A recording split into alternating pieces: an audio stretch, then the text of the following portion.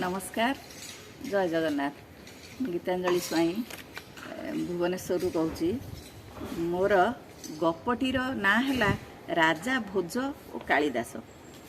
राजा भोजक नगर राजा दरबार लगी थाए। दरबार कक्ष बाम पाखरे एक उच्च आसन रे बसी कालिदास बसी थांती।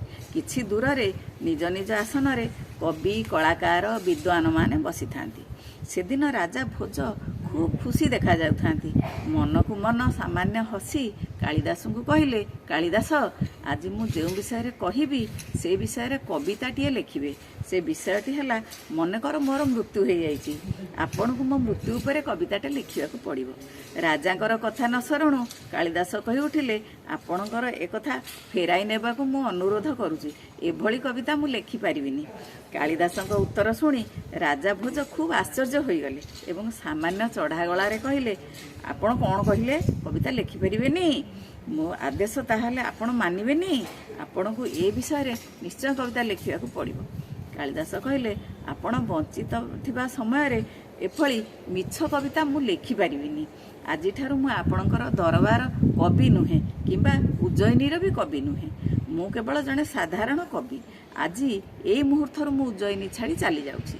एतिकी कही कालिदास दरबार छाड़ी चलीगले। कालिदास चलीगला परे दरबार भांगीगला। सबुआड़े एक कथा आलोचना हैला। केही केही कालिदासक साहस को प्रशंसा करुथांती। राजा सभारे कवि कालिदास नथिबारु राजा भोज को आदौ भल लागिलानी। निजे तो ए दुख बरण करी आनिचंती, कहिबे काहाकू? हठात दिने गोटे ब्राह्मण वेश धारण करी से राजनगर बाहरी आसिले। से ब्राह्मण वेशरे सारा सहर गली कंदी सबुआड़ बुली आसिले, किंतु कौनसी ठारे कालिदासंकर पता मिलिलानी। दिने राजा भोज गोटे गाँव रे पहुँचिले। गाँ मुंडे गोटे कुड़िया घर थाए।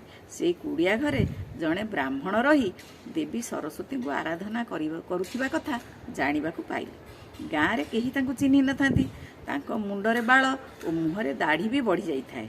ब्राह्मण वेश धरी राजा भोज कुड़िया बाहरु डाक पकेइले। तांको डाक शुणी ब्राह्मण बाहर को आसिले। तांको देखी आनंदरे राजांको आखि झलसी उठिला। सी तांको चिन्हि पारिले। से अन्य केही नथिले, स्वयं कालिदास ही थिले। राजा आनंदरे निजर मनोभाव को प्रकाश न करी कहिले, ब्राह्मण देवता आपण मते टिके साहाय्य करिवे कि? मु खूब दूररू उज्जयिनी नगररू आसी अछि। भोक उपासरे मो पेट जलिलाणी। उज्जयिनी ना शुणी ब्राह्मण चमकी पड़िले। तांको चेहरा रे प्रसन्नता देखागला। तापरे कहिले, भीतर को आसंतु, एठारे खाई पी विश्राम करंतु। केते समय परे ब्राह्मण राजा को पचारिले, आउ राजा भोज किपरि अछंती? उज्जयिनी रे सब भल तो? कविंकर कथा शुणी ब्राह्मण वेशरे थिबा राजा खूब जोरे कांदी उठिले। तापरे कहिले, बड़ दुखर कथा, राजा भोजंकर स्वर्गवास होई जाइछि। कवि कालिदास मध्य राजदरबार छाड़ी चली जाइछंती। राज्य सारा दुखर छाया खेली जाइछि। कवि कालिदास राजांकर देहांत खबर शुणी तांको हृदय दुखरे भरी उठिला। तांको मुहरु मन को मन गोटे कविता बाहरी पड़िला। राजा से कविता शुणी बुझिले तांको मृत्यु रे से बोलीचंती।